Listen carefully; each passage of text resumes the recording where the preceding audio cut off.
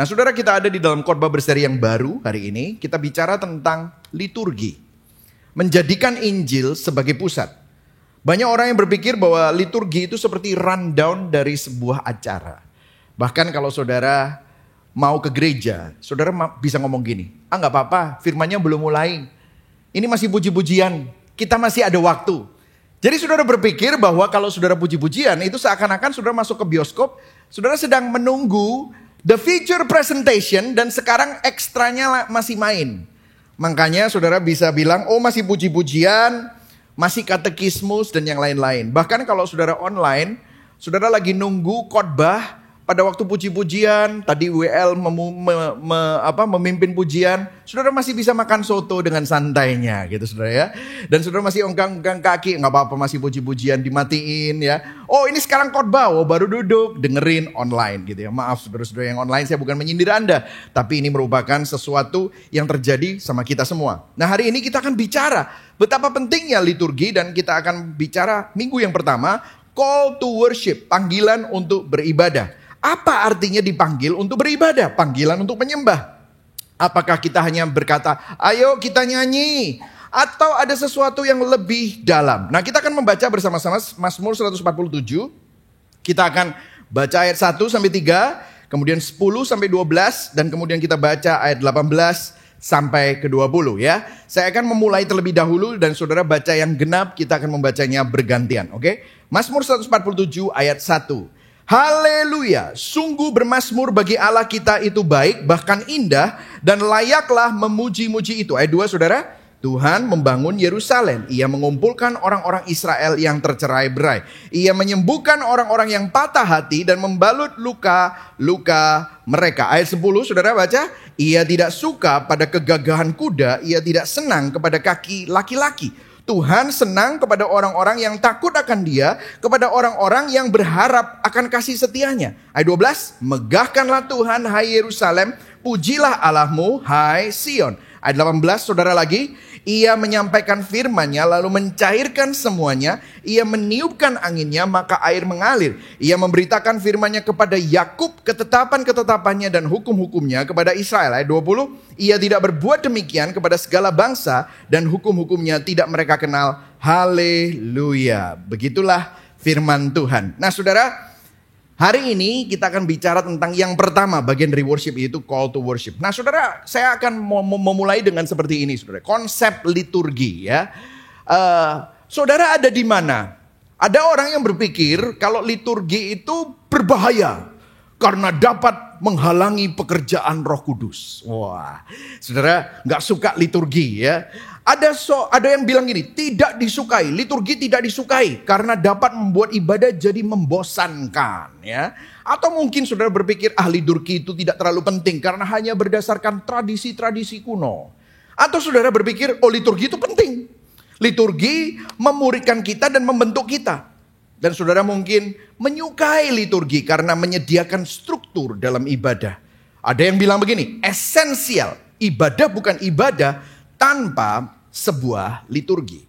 Nah saudara, saya nggak tahu saudara ada di mana spektrumnya. Ini adalah spektrum orang yang berpikir tentang liturgi. Makanya tadi saya bilang, ada orang yang berpikir nggak terlalu penting. Makanya saudara datang telat, makanya saudara nunggu sampai khotbah. Ada yang beberapa orang, kalau saya sih kalau datang kebaktian hanya dengerin khotbah. Saya nggak ikutan apa-apa gitu, yang lain gitu ya. Karena mungkin saudara mempunyai konsep liturgi yang salah. Nah tahukah saudara, ternyata Alkitab itu bicara banyak hal tentang liturgi. Nah Kolose 3 ayat 15 sampai 16, ayat 16 dikatakan begini.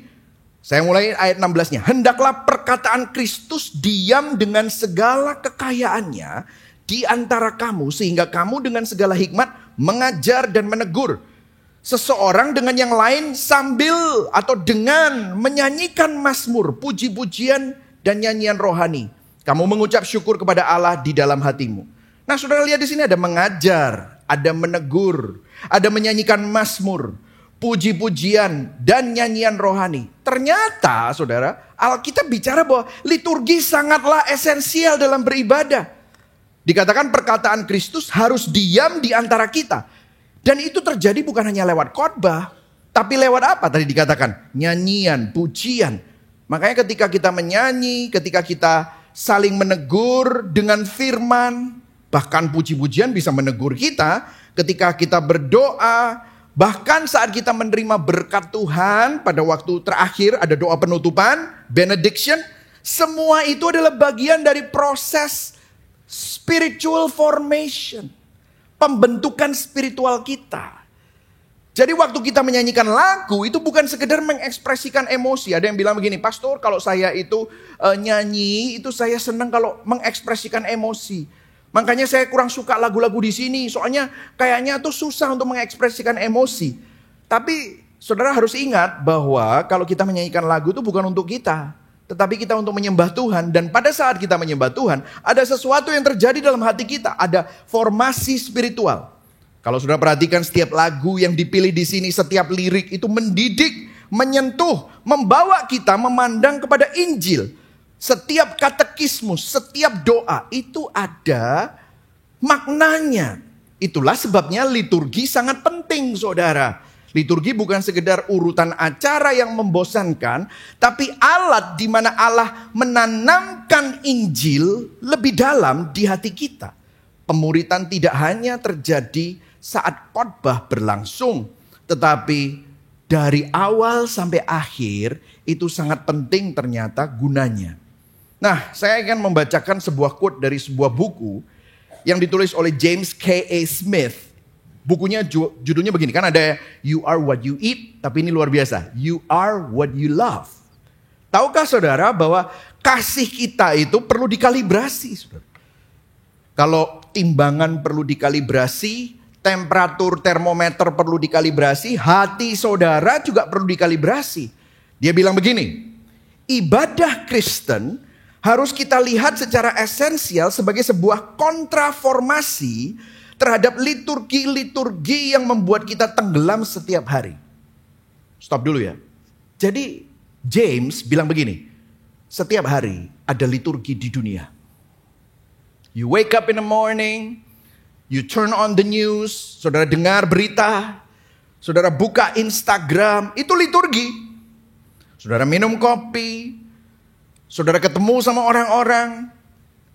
Kita bisa tenggelam dalam liturgi-liturgi itu dan praktek-praktek budaya yang secara diam-diam menangkap hati kita dan mengarahkan kita kepada versi-versi dunia yang palsu dan fana tentang sebuah kehidupan yang baik. Nah, saudara, kalau saudara lihat, hidup di dunia menawarkan liturgi, praktek budaya. Anda bilang Anda dengar khotbah di gereja tiap minggu. Tahu saudara, 1 tahun ada 52 minggu. Itu aja bolong-bolong. Tahukah saudara, setiap hari dunia berkhotbah sama hatimu. YouTube berkhotbah sama hatimu. Instagram berkhotbah sama hatimu. Algoritma berkhotbah sama melalui sosial media kita. Saya daratkan, teman-teman arisanmu berkhotbah. Teman-teman makan siangmu berkhotbah. Dan sedangkan setiap tahun saudara cuma punya 52 minggu untuk mendengarkan khotbah. Untuk hatimu dikalibrasi. Bolong-bolong ibadah mingguan. Kalaupun kita datang telat. Saya bukan untuk menyindir siapa-siapa, tapi kita mau sadar bahwa apa? Dilihat di sini. Inilah mengapa, bagian keduanya ya saya bacakan. Inilah mengapa ibadah merupakan jantung dari sebuah pemuritan. Kita tidak dapat melawan kekuatan liturgi dari budaya di sekitar kita dengan pemahaman intelektual kita saja. Kita tidak dapat mengkalibrasi ulang hati kita hanya dengan pendekatan top down. Kepala ke hati. Orientasi hati terjadi dengan pendekatan bottom up. Hatimu perlu disentuh. Supaya cara pikirmu berubah. Melalui formasi dari kebiasaan kita. Oh, ternyata liturgi itu penting, saudara. Sadar atau tidak, setiap ibadah gereja memiliki liturgi. Apa yang saya maksudkan? Ada orang yang bilang gini, oh aku gak suka liturgi. Makanya kalau di gereja kita gak ada liturgi. Ya itu artinya liturgimu. Nangkep ya saudara ya. Artinya kamu tidak terlalu peduli dengan apa yang Alkitab katakan.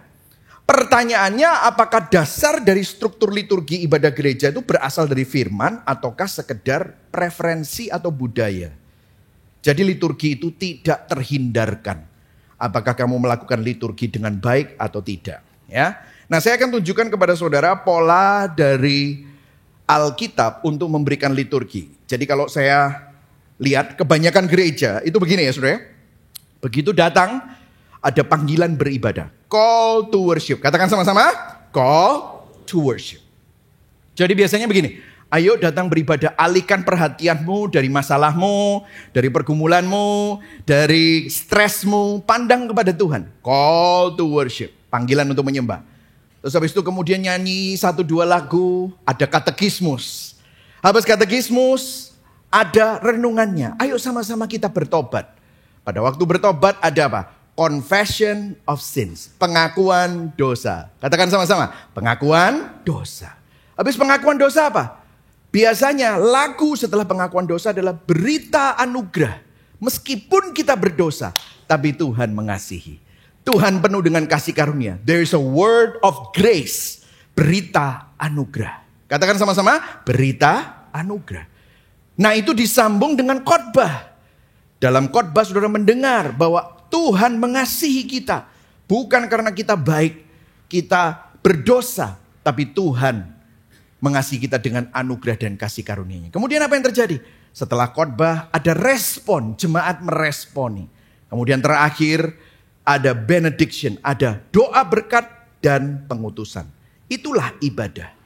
Nah saudara berpikir, lah dari mana ini semua urutannya? Apakah ini tradisi? No. Coba kita lihat Alkitab. Oke? Kalau saudara tahu cerita Musa, saudara tahu Tuhan memanggil Musa melalui apa? Di Keluaran 3, saudara lihat, saya nggak akan buka ayatnya, saya ceritakan saja. Musa 40 tahun di Mesir, kemudian dia membunuh orang Mesir. Dia lari 40 tahun jadi gembala. Menggembalakan bukan dombanya, tapi gembalain dombanya mertuanya. He is doomed, he's a loser, dia merasa dirinya tidak berguna. Tiba-tiba Tuhan memanggil dia. Melalui apa? Semak berapi tapi tidak terbakar di padang gurun. Dia bingung, apa ini? Semak tapi kok tidak terbakar. Dia datang, tiba-tiba ada suara, Musa, Musa. Apa yang terjadi? That is a call to worship. Ada pandangan, ada panggilan, call to worship. Kemudian apa yang terjadi? Begitu Musa mendekat, suara itu bilang, jangan mendekat. Ini adalah tempat kudus Allah. Lepaskan kasutmu. Dia lepas kasut, dia bersujud. Apa yang terjadi? Dia sadar akan dosanya. Aku orang berdosa, ini tempat kudus. Terus ada firman, aku menyertai kamu. Aku punya rencana untuk bangsa yang sedang dibelenggu oleh perbudakan di Mesir. Ada firman, Allah menyatakan rencana penyelamatan. Allah menyatakan rencana penebusan. Dan apa yang terjadi? Respon. Musa bergumul, siapa aku Tuhan? Aku cuman gembala, aku gak mampu. Tapi Tuhan, aku akan menyertai engkau. Jadi diutus. Benediction and sending. Sudah bisa lihat? Ini adalah pola. Mungkin saudara bilang begini. Itu kebetulan, itu karena Musa. Pastor paling bisa deh kalau bikin gini-gini. Ya kan saudara? I know what you think. Oke, makanya saya sediakan. Ada 3 lagi yang lain. Ya saudara ya. Bukan Musa, Israel. Musa sudah memimpin bangsa Israel keluar dari Mesir. Sekarang dia di kaki Gunung Sinai. Katanya Tuhan akan memberikan 10 perintah Allah. Apa yang terjadi? Umat dipanggil di Sinai itu. Wah, mereka semuanya ketakutan karena ada halilintar, ada awan, ada kemuliaan Tuhan. Itu menggelegar. Mereka ketakutan. Umat dipanggil. Ada call to worship. Tapi waktu umat dipanggil, waktu mereka mendekat, jangan dipegang lerengnya. Karena kalau dipegang kamu akan mati. Karena Tuhan kudus dan kita banyak dosanya. Ada kekudusan Allah. Confession of sin. Ampuni kami Tuhan, kami orang berdosa. Kemudian Tuhan ngomong, mendengarkan firman. Hukum Taurat diberikan, 10 perintah Allah diberikan. Kemudian mereka meresponi, terima kasih Tuhan dengan korban. Apa yang terjadi? Respon. Kemudian diutus untuk membawa pemulihan. Doa berkat dan pengutusan. Saudara lihat? Sama polanya. Mungkin saudara bilang, itu kan Musa, itu Israel. Masa ada yang lain? Oh banyak. Saya tahu pemikiran saudara. Saya siapkan, Yesaya. Yesaya juga begitu, saudara. Yesaya melihat kemuliaan Allah, call to worship. Dia mengaku, oh aku najis bibirku berdosa. Confession of sin. Kemudian malaikat turun bawa bara, disentuh bibirnya, ditahirkan. Ada berita anugerah. Kemudian Yesaya bilang, siapa yang aku harus ngapain Tuhan? Tuhan bertanya, siapa yang akan aku utus? Terus dia berkata, inilah aku. Katanya apa? Utuslah aku. Saudara lihat ada respon, ada benediction, pengutusan. Coba kalau saudara lihat meta narasi Alkitab, kalau saudara baca bab-bab Alkitab, ada creation, penciptaan, ada kejatuhan. Apa yang terjadi? Dosa, pengakuan dosa.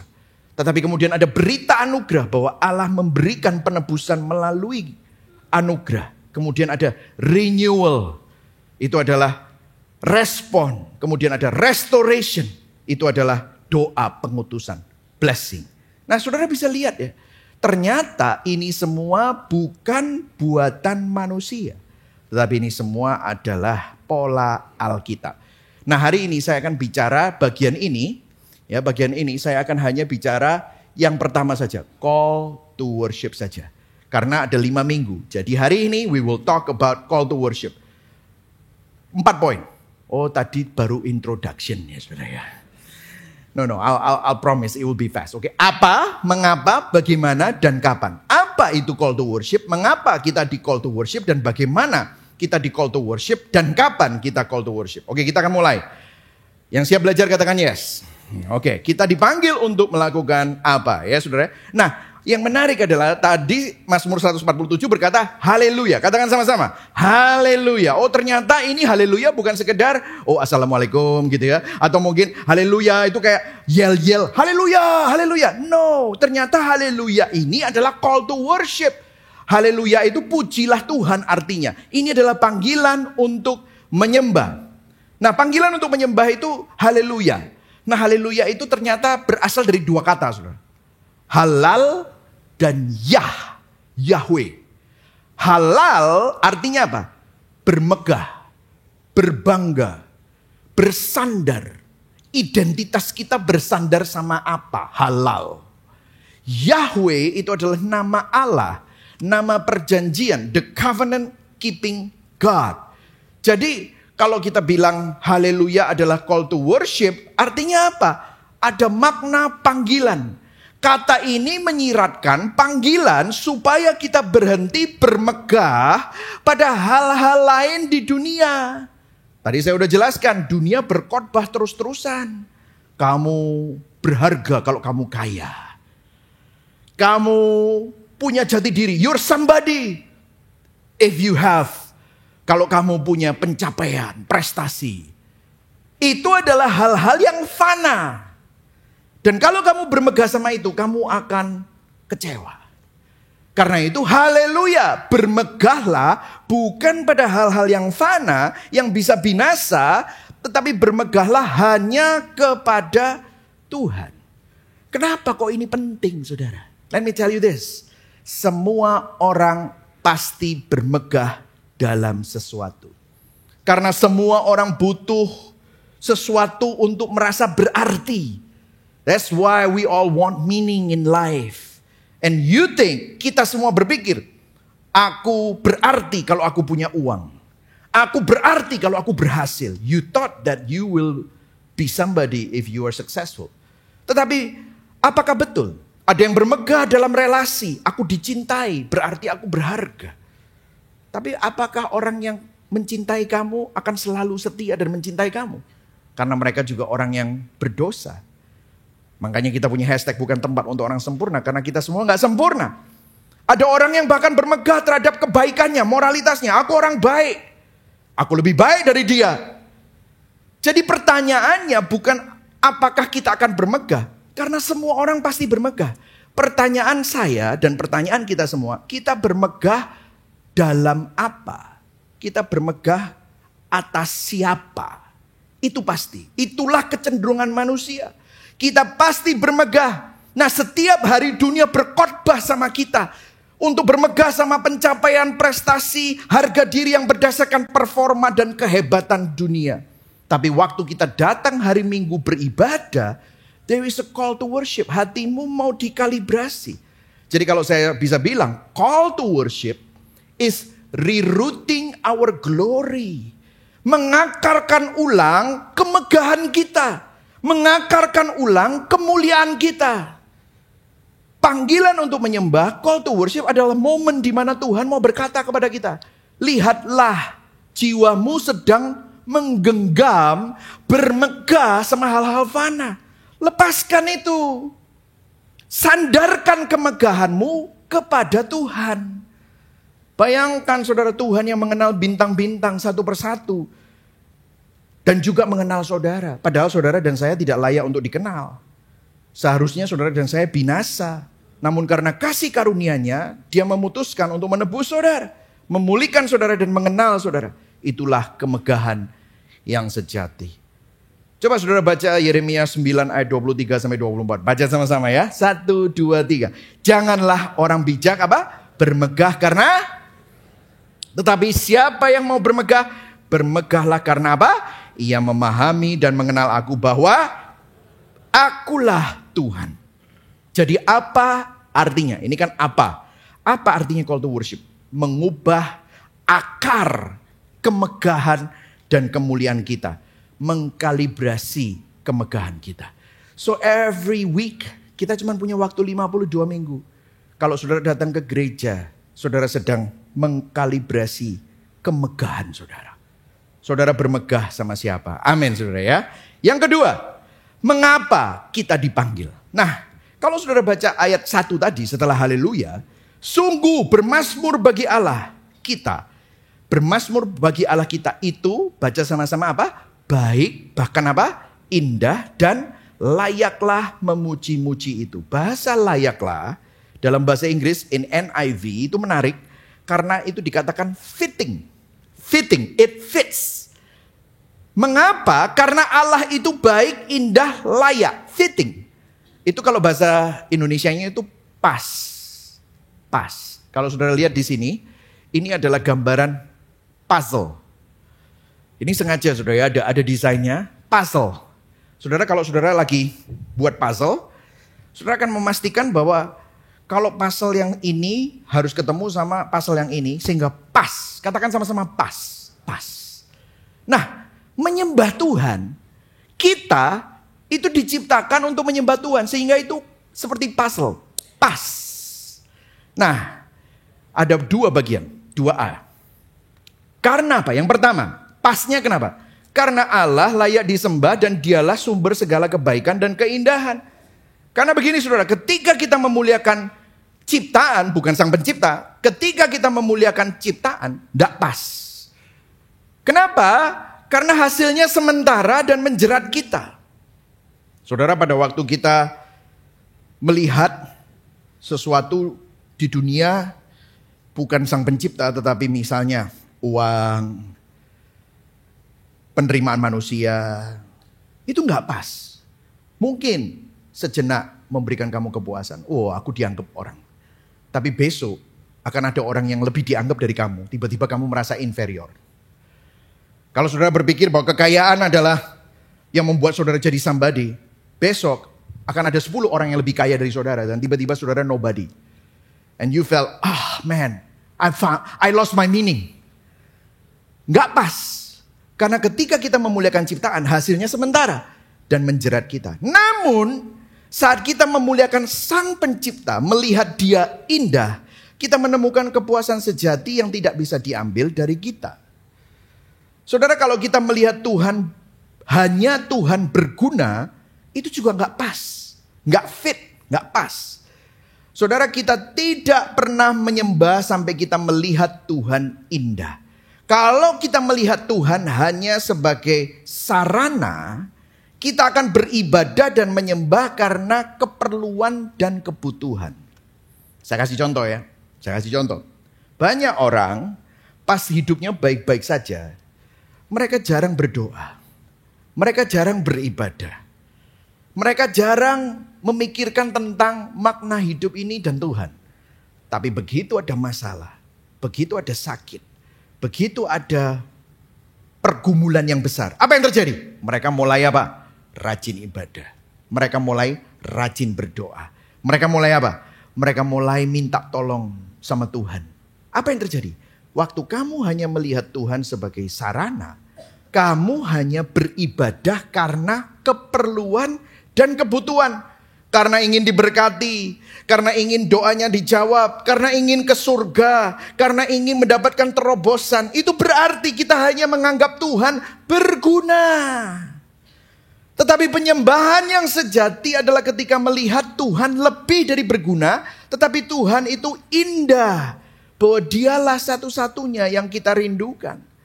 Apakah Tuhan indah bagi kita atau hanya berguna? Kalau kita datang hanya untuk dapat berkat, kalau kita datang hanya untuk dapat terobosan, Cicero, seorang filsuf Romawi, pernah bilang sama orang Kristen dan mengkritisi kekristenan. Kalau kamu melakukan kebaikan, bukan demi kebaikan itu sendiri, tetapi karena kebutuhan, kamu orang jahat. Wah, orang tidak percaya Tuhan bilang begitu, saudara.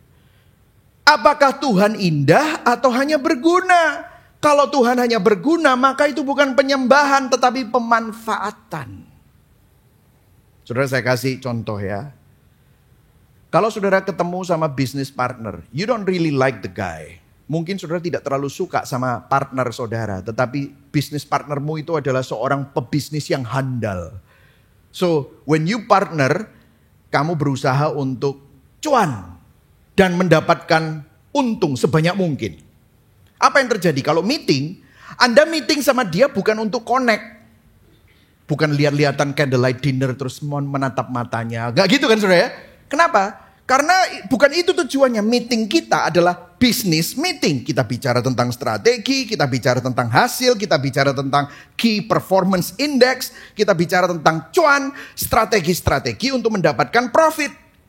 Maka kalau misalnya nggak ngomongin profit, maka kita nggak meeting.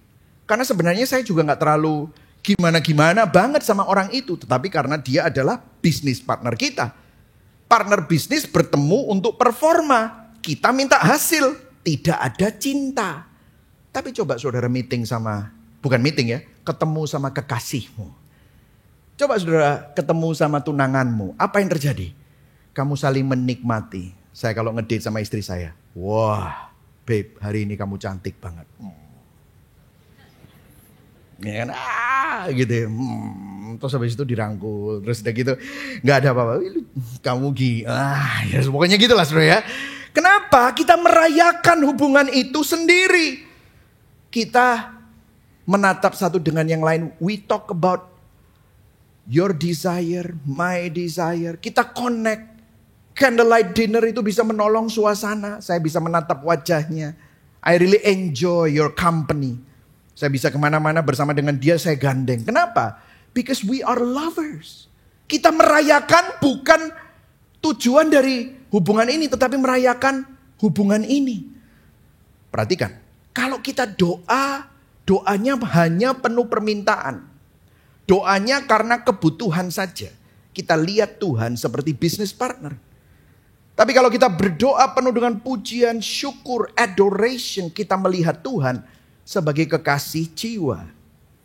Mazmur 27 ayat 4 baca sama-sama. 1, 2, 3. Satu hal yang kuminta. Sama-sama baca. Merenungkan apa saudara? Keindahan Tuhan. Saudara, sebenarnya manusia itu senang keindahan. Saudara, kalau saya lagi di California, saya naik sepeda saudara ya sama istri saya. Saya lihat rumah-rumah itu di sebelah beach ya. Yang memiliki pemandangan yang indah. Apakah itu di pantai atau di pegunungan. Kalau kita sewa hotel atau Airbnb yang ada view-nya, pemandangan indah. Wah, itu mahal saudara. Kita rela bayar uang sewa. Orang-orang itu rela bayar millions of dollars duduk di sana. Kalau saya naik sepeda, saya lihat ada suami istri di terasnya. Lihat beach gitu ya, di Malibu. Mereka duduk, ngopi sambil ngomong-ngomong gitu ya. Saya lewat sana, saya balik lagi, itu orang sudah sejam lebih. Orangnya masih di sana. Saya pikir, ini orang dari tadi. Saya berangkat ada di situ, sekarang di sini. Oh ya, ini sekarang Sabtu ya, dia nggak kerja. Tapi kok bisa berjam-jam? Saya tanya sama saudara. Emangnya lihat pemandangan menyelesaikan masalahmu? Saya tanya. Emangnya lihat pemandangan bayar tagihan cicilanmu? Tapi kenapa kok orang rela bayar itu semua? Karena apa? Karena kita senang keindahan. Waktu kita duduk melihat pemandangan yang indah sambil melihat sunset atau sunrise, kita rela repot, kita rela habis waktu, tenaga, uang, bukan untuk apa-apa, tapi demi keindahan itu sendiri. We enjoy beauty. Begitu juga penyembahan. Kita dicipta untuk menikmati keindahan Tuhan. Kita dicipta untuk menikmati Tuhan. That is worship. Apakah kita datang ke gereja untuk mendapatkan imbalan atau hasil? Atau karena ingin menikmati keindahan Tuhan? So, you already know ya. Kenapa kok fits? Karena Tuhan itu mulia, indah. Nah, bagian kita apa? Kita dicipta untuk menyembah dan memuliakan Tuhan. Saudara, kita dicipta untuk menyembah. Kalau tidak menyembah Tuhan, pasti kita akan menyembah yang lain. Saudara, banyak orang gak sadar bahwa dirinya itu penyembah. Saudara, manusia paling primitif.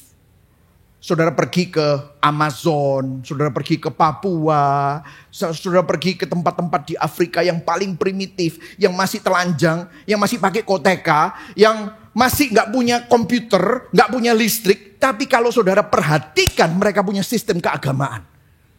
Saudara pernah ketemu sama sekelompok cimpanse menyembah batu? Tidak pernah. Saudara pernah ketemu sekelompok singa menyembah apa itu? Nggak tahu. Gajah? Nggak pernah, saudara. Saudara pernah melihat sekelompok tikus punya sesajenan untuk kucing? Nggak ada. Saudara nggak akan pernah ketemu. Tetapi kalau manusia selalu punya sesajen, selalu punya sistem keagamaan. Kenapa? Karena kita dicipta untuk menyembah. Dan kalau kita tidak menyembah Tuhan, pasti kita menyembah yang lain. Manusia makin modern sudah tidak lagi menyembah patung. Manusia makin pinter tidak lagi menyembah sesuatu yang bisa dilihat. Tapi dia menyembah apa? Uang, materialisme, hedonisme, cinta, reputasi, dan yang lain-lain. Dan semua itu, yang lain selain Tuhan, selalu menghancurkan kita. Itu enggak pas. Tapi waktu kita menyembah Tuhan, itu pas. Manusia dicipta untuk menyembah. Human being is wired to worship. Nah, pertanyaannya begini. Kenapa sih kok Tuhan itu kepingin disembah? Kenapa sih Tuhan itu kok kayaknya gila kemuliaan? Apakah Tuhan begitu narsis sehingga butuh disembah dan dimuliakan? Pertanyaannya begitu. I know all you young people have that question. That's why I have this. Saya sudah membaca pikiran Anda ya. Karena saya pun juga begitu. Dulu saya marah. Ngapain sih Tuhan kok pakai mau disembah dan dimuliakan? Narsis BE gitu saudara ya. Tapi Tuhan tidak membutuhkan penyembahan kita untuk menambahkan sesuatu bagi dirinya. He is already all full of glory, sufficient. Allah Tritunggal sudah mulia dan sempurna sejak kekekalan. Dia sudah penuh kasih, dia tidak membutuhkan ciptaan untuk dikasihi. Sehingga dia adalah Allah yang maha kasih. Kenapa? Allah Tritunggal itu Bapa, Putra, dan Roh Kudus punya hubungan kasih. Makanya Allah adalah kasih. Kenapa? Karena dia Tritunggal, 3 in 1 ya. 3 pribadi, 1 hakikat. Dia sufficient dalam dirinya sendiri. Lah kenapa kok kita disuruh menyembah dia? Karena begini.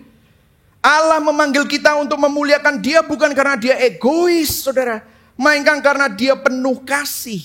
Di dalam kemuliaannya saja, jiwa saudara dan jiwa saya menemukan rumah.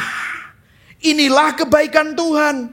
Ketika hidup kita hidup bagi dia, justru disitulah we find the best meaning. Kita menemukan makna yang tertinggi.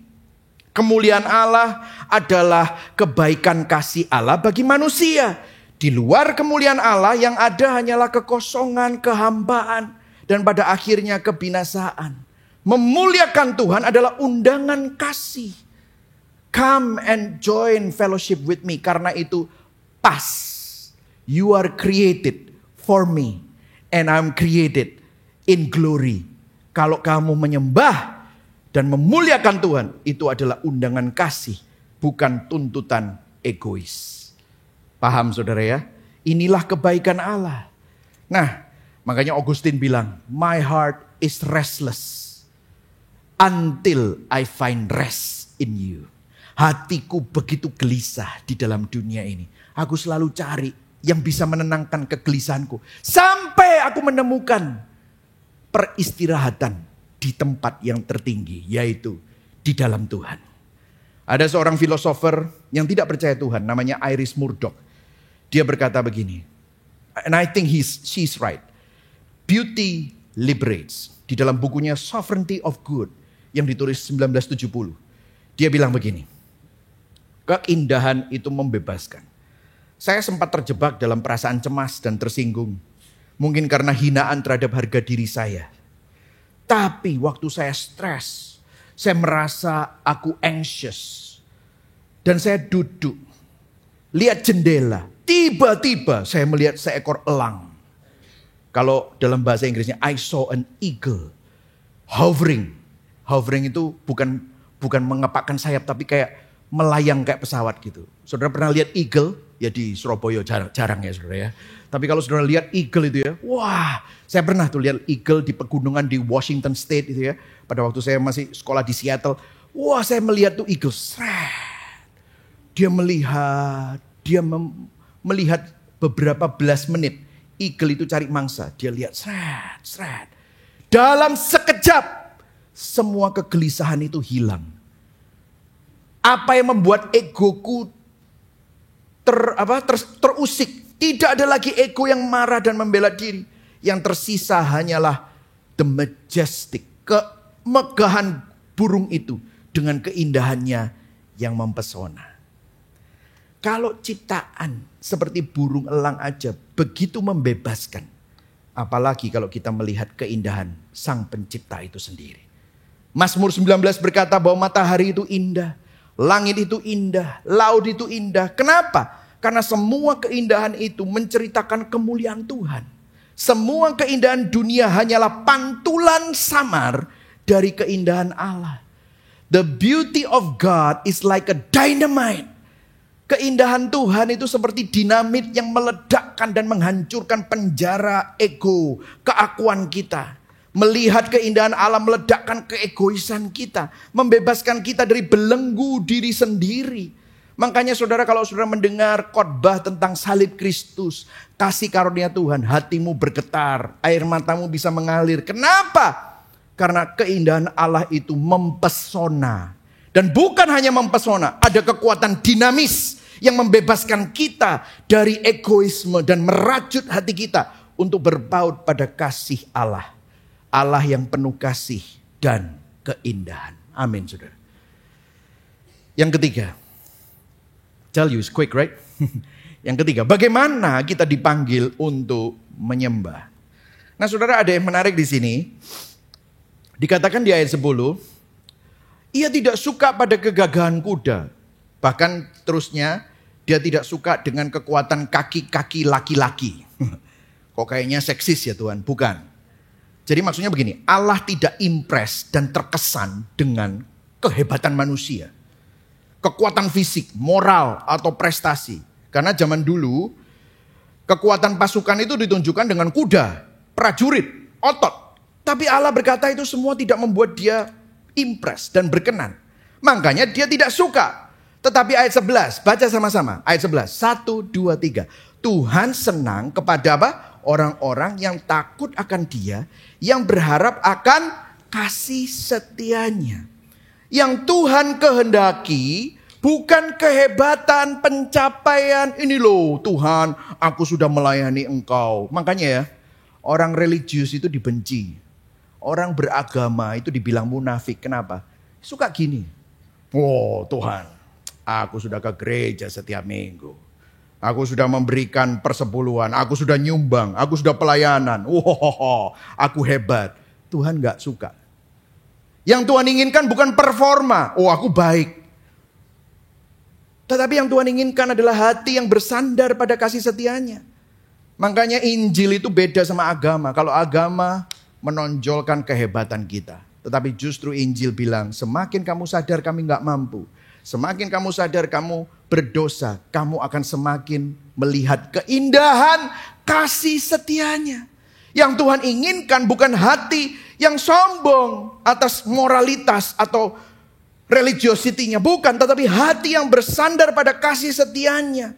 Nah, kasih setia ini kuncinya. Saudara. Bahasa aslinya adalah chesed. Bukan keset ya saudara. Chesed ya. Chesed itu bahasa Ibrani ya. Kasih yang tidak tergoyahkan. Steadfast love. Ya, kasih yang teguh. Nah bahkan kata-kata yang lain adalah kasih setia perjanjian. Tidak tergantung pada performa dan kekuatan manusia. Saudara tahu kata chesed ini muncul 250 kali kurang lebih di perjanjian lama. Artinya Tuhan memiliki kasih setia yang tidak bisa gagal. Kenapa? Karena dasarnya bukan kebaikan kita. Dasarnya bukan kesetiaan kita terlebih dahulu. Tetapi keputusan Allah berdasarkan kasih karunia Tuhan. Meskipun kita umatnya tidak layak menerimanya. Nah umat Tuhan diminta menggantungkan diri bukan pada kekuatan kuda, kekuatan manusia, kekuatan uang. Tetapi pada chesed, kasih setia Allah. Maksudnya Tuhan, dia bilang begini. Taruhlah pengharapanmu pada my chesed. Taruhlah pengharapanmu pada kasih setiaku, bukan pada usahamu. Dan chesed ini dijanjikan ulang di perjanjian baru di dalam Ibrani 13 ayat 5b. Baca sama-sama ya. Dikatakan ini adalah ungkapan Allah terhadap kasih setia. Chesed itu tadi ya. Karena Allah telah berfirman, baca yang oranye. 1, 2, 3. Aku sekali-kali tidak akan membiarkan engkau. Aku sekali-kali tidak akan meninggalkan engkau. Dalam NIV, because God has said, never will I leave you, never will I forsake you. Ingat-ingat kata-kata forsake atau forsaken. Nah dalam bahasa Yunani, penulis kitab Ibrani di ayat ini memakai 5 kali penegasan negatif. Di sini cuma 2 kali. Aku sekali-kali tidak akan, aku sekali-kali tidak akan. Tetapi kalau bahasa Yunaninya, dia pakai gini, aku tidak akan, aku tidak pernah, sama sekali tidak, sekalipun tidak meninggalkan engkau. Sampai 5 kali. Tidak ada janji manusia yang bisa sekuat ini. Inilah gambaran kasih Allah. Kasih setia Allah tidak tergantung pada ketaatan kita. Meskipun kita rapuh, meskipun kita berdosa, meskipun kita jatuh bangun dan sering lari. Tapi kasih ini tidak rapuh, tidak pernah gagal karena kasih chesed ini berakar pada karakter Allah sendiri. Saudara, saya akan berikan ilustrasi dari sebuah film yang dibintangi oleh seseorang yang cukup saya sukai, yaitu John Cusack. Kira-kira tahun 2007 kalau nggak salah. The story of a man becoming a father and a boy becoming a son. Judulnya Martian Child. Film ini cerita tentang seorang anak yatim piatu yang merasa ditolak. Orang tuanya meninggalkan dia. Dan dia hidup di dalam box. Di foster home itu dia hidup di dalam sebuah kotak. Dia takut dunia. Dia selalu pakai kacamata. Karena kacamata hitam itu membuat dia, katanya, orang gak bisa lihat dia kalau dia pakai kacamata itu. Gitu. Itu adalah defense mechanism-nya. Dan karakter John Cusack itu mengadopsi dia dan mencoba relate sama ini anak. Dia mau jadi papanya. Mencoba menembus temboknya. Singkat cerita, anak ini susah sekali untuk diajak kerjasama. Padahal John Cusack ini, papanya ini, berusaha mengasihi. Dan di akhir film ini anak ini lari dari rumahnya John Cusack. Dan anak itu pergi ke tepi gedung tinggi. Dan dia bilang, aku mau kembali ke Mars. Karena di bumi tidak ada yang mau sama aku. Dia bawa koper, dia naik ke gedung tinggi. Dia anak kecil yang kepingin lari saja dari kenyataan. Tapi luar biasa karakter John Cusack itu mengejar. Bahkan naik ke gedung tinggi. Di pinggir-pinggirnya itu. Anak itu sudah siap jatuh. Terus ada helikopter. Dia bilang, itu lihat. Itu pesawat luar angkasa itu datang menjemput aku. Padahal itu helikopter gitu. Dia bawa koper gitu. Terus dia bilang, nobody wants me here. Wah itu sangat mengharukan gitu. Terus kemudian John Cusack-nya teriak. Orang tuamu dulu meninggalkanmu. Mereka nggak tahu betapa bodohnya mereka meninggalkan kamu. Aku melihat kamu ini berharga. Aku cinta sama kamu. Terus dia bilang gini, I will never, ever, ever, ever, ever. Diulang ever, ever, ever, ever, leave you. Waktu saya dengar itu, saudara. Saya dengar Ibrani 13 ayat 5b itu diciptakan dan dikatakan di Hollywood. Wah, saya bilang, wah luar biasa sekali. Saya sampai terharu karena anak itu menangis. Kemudian John Cusack waktu ngomong gitu, I love you, I will never ever. Itu di pinggiran di pinggirannya gedung, anginnya di situ helikopter. Wah, seru banget. Wah, bagus banget. Terus anaknya akhirnya memeluk dia and it's a happy ending. Kenapa saya ceritakan ini? Saat seorang tua berkata seperti itu kepada anaknya, saya yakin orang tua itu pasti tulus. Kalau saya ngomong gitu sama anak saya tulus. I will never, ever, ever, ever leave you. Tapi saya mau tanya sama saudara, apa bisa kita melakukannya? Can you really do it? I will never, ever, ever, ever leave you. Kalau Anda orang tua yang hebat, sempurna, dan kasihmu benar-benar teguh. Tapi kita manusia biasa. Si anak itu merangkul John, happy ending. Tapi saya mau katakan dalam film ini, even ini film, John akan mengecewakan si anak. Kok bisa? Karena John akan meninggalkan anak itu. Kok bisa? Karena John adalah manusia biasa. Dia akan mati. Kita semua bisa ngomong, I will never ever leave you, to your wife, to your husband, to your son, to your daughter. Tapi satu hari kita pasti mengecewakan mereka karena kita akan meninggalkan mereka. I can say that to my wife, tapi satu hari either saya atau dia akan menjanda atau menduda terlebih dahulu. Makanya Mazmur 27 ayat 10 berkata begini, sekalipun ayahku dan ibuku meninggalkan aku.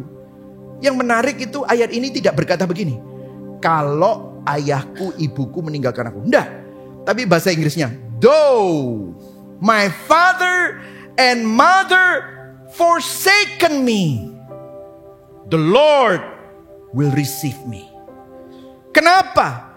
Karena kita semua manusia yang rapuh, satu hari kita akan meninggalkan orang yang kita cintai. Kita pasti akhirnya gagal, mengecewakan anak-anak kita, mengecewakan pasangan kita. Kenapa? Satu hari kita akan mati karena kita manusia yang terbatas. Tidak ada seorang pun yang dapat berkata, I will never ever ever leave you. Tidak akan pernah ada orang yang bisa ngomong seperti itu selain Tuhan. No one can say that. Hanya Tuhan yang benar-benar dapat mengatakannya dan menjadikannya kenyataan. Dan saudara, hatimu perlu mendengar ini dari seseorang. Dan kamu akan sangat bahagia saat seseorang mengatakannya kepadamu. Bagaimana mungkin Tuhan bisa berkata begitu kepada kita? Padahal kita sering gagal, padahal kita sering mengecewakan, padahal kita sering menganggap dia hanya berguna seperti yang tadi saya sampaikan. Kita sering berdosa. Bagaimana mungkin Tuhan berkata kepada kita, aku sekali-kali tidak akan membiarkan engkau dan aku sekali-kali tidak akan meninggalkan engkau. Never will I leave you, never will I forsake you. Bagaimana Allah yang adil bisa tetap adil dan pada saat yang sama tidak pernah meninggalkan kita? Dia kudus, kita berdosa. Bagaimana Allah yang suci tetap suci? Tetapi orang yang berdosa seperti kita, yang gagal jatuh bangun, yang selalu mengecewakan, tapi Tuhan bisa berkata, I will never leave you. Let me tell you how Tuhan melakukannya. Somebody is left alone. Somebody is forsaken in your place. Seseorang diabaikan. Seseorang diterbengkalaikan menggantikan kita. Siapa itu? Yesus.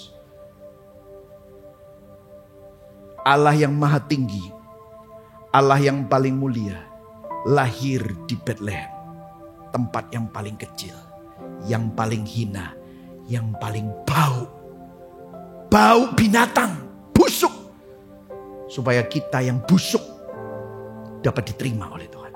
Someone is left alone. Yesus Kristus berteriak di salib, my God, why have you forsaken me?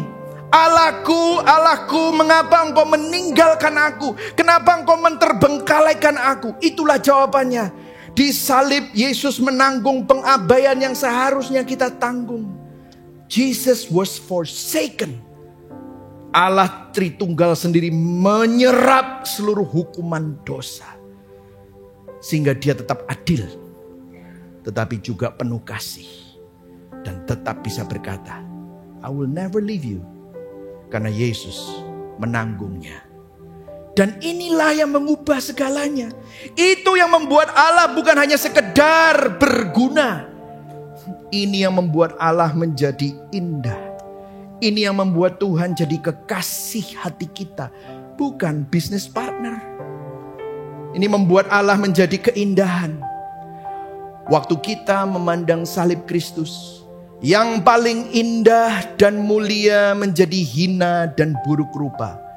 Supaya saudara dan saya di dalam Dia, kita yang hina dan buruk menjadi indah dan mulia. Itulah Injil. Injil memampukan kita untuk menyembah. Karena kita tidak lagi melihat Tuhan berguna, namun melihat Tuhan indah. That is the gospel. Tanpa salib, kita hanya melihat Allah sebagai fakta besar yang harus dihadapi. Tapi dengan salib, kita melihat keindahan Tuhan. Allah alam semesta rela menderita supaya kita tidak binasa, supaya kita diselamatkan. Itu bukan hanya berguna. That is beautiful.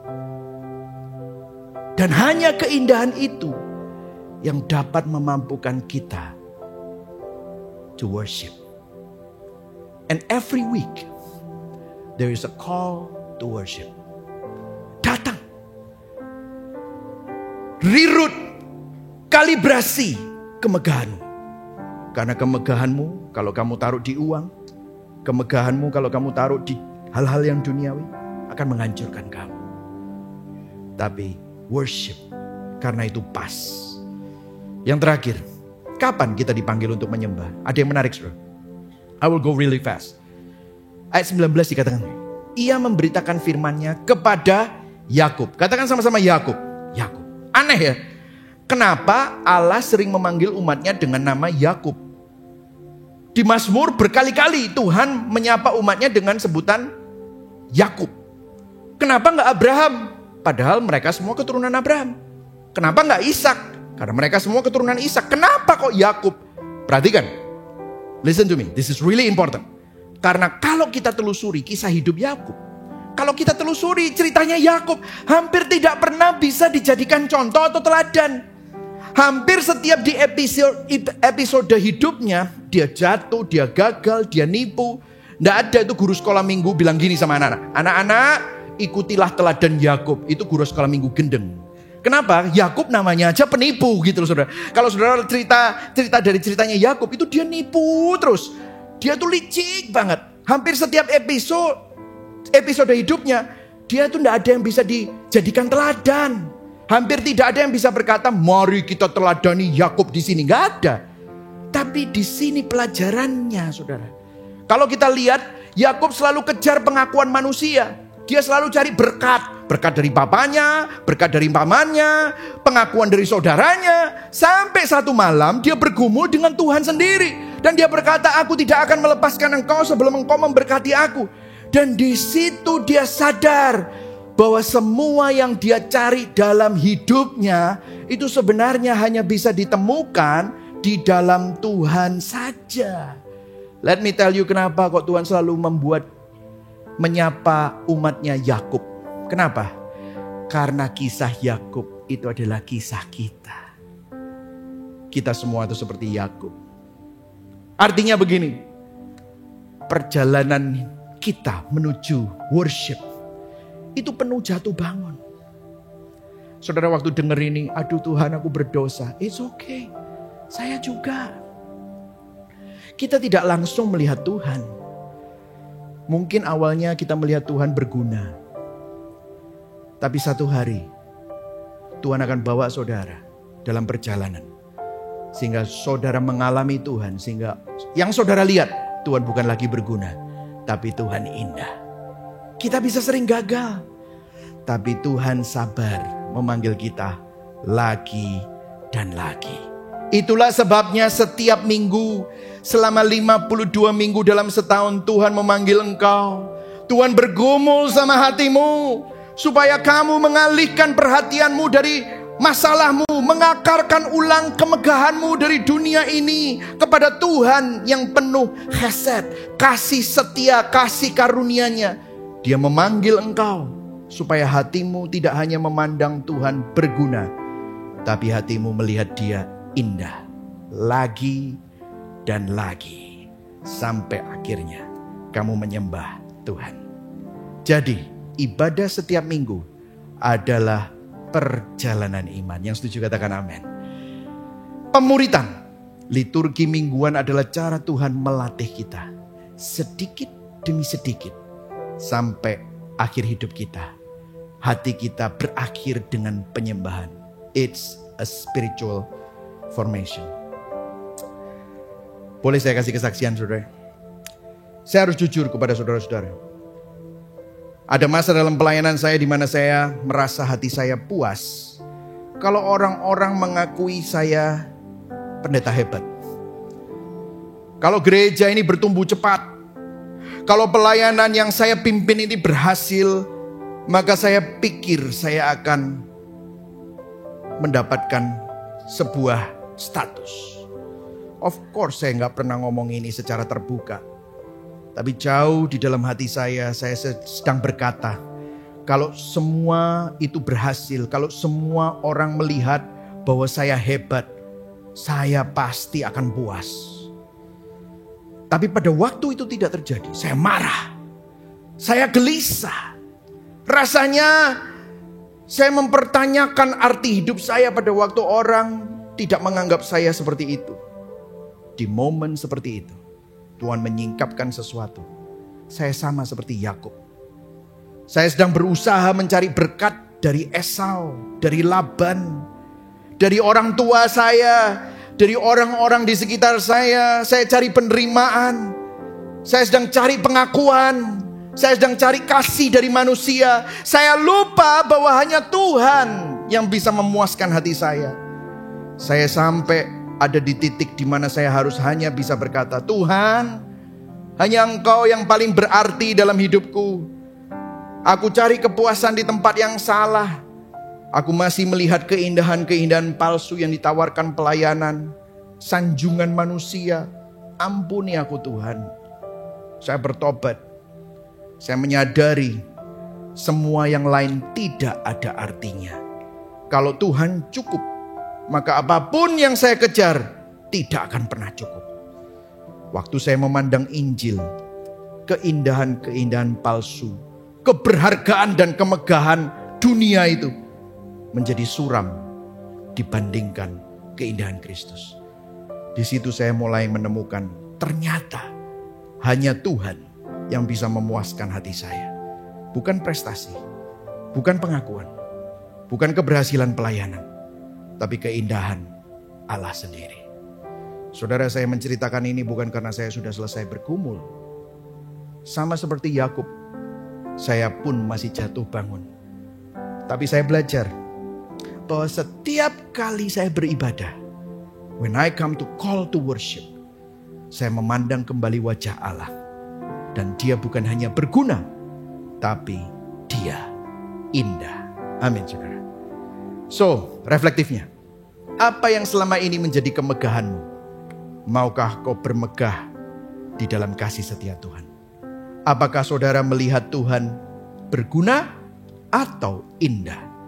Apakah engkau siap melihat dirimu sebagai Yakub, lemah, jatuh bangun, namun tetap dipanggil oleh Tuhan dalam perjalanan seumur hidup kepada penyembahan yang sejati? Apakah kita beribadah karena rutin, atau kita sadar bahwa Tuhan mau membentuk hati kita? Liturgi bukan sekedar urutan, tetapi undangan kasih untuk memusatkan hidup kembali kepada Injil. Amin. Mari sama-sama kita bangkit berdiri. Saudara diberkati hari ini. Amin. I hope you learn something. Kita akan menyanyikan sebuah lagu sebagai respon kita. Before the throne, our God above.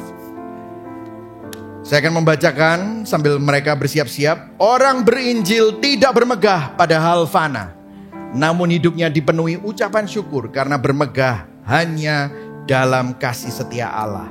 Orang berinjil beribadah bukan karena Tuhan berguna, tapi menyembah karena dia melihat Tuhan indah. Yang setuju katakan amin. Orang berinjil bisa jatuh bangun dalam perjalanan imannya, namun kasih setia Tuhan selalu sabar memanggilnya untuk menyembah lagi dan lagi. Orang berinjil datang ibadah bukan karena rutin, tapi tahu hatinya butuh dipusatkan kembali kepada Injil. Berikan tepuk tangan buat Tuhan. Amin saudara.